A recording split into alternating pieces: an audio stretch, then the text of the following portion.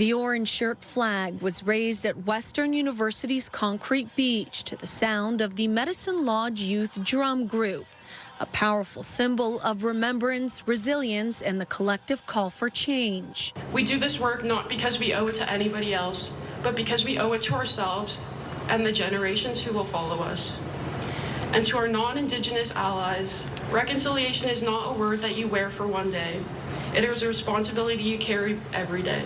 The ceremony brought together members of nearby First Nations communities, students, and staff, honoring residential school survivors and urging continued progress on reconciliation. When I look at the Truth and Reconciliation calls to action over 10 years, we have really accomplished a lot.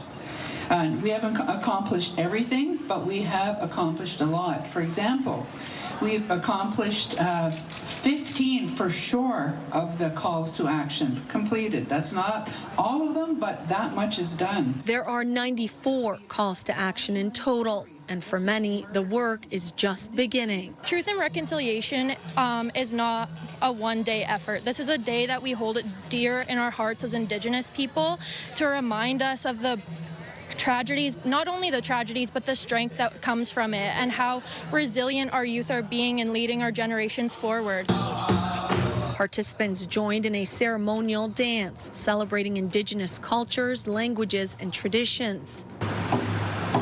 Across the city, another moment of reflection at London City Hall. Councillors and city staff gathered for a more somber ceremony, raising the orange flag in front of the municipal building. There was a time that none of this was done.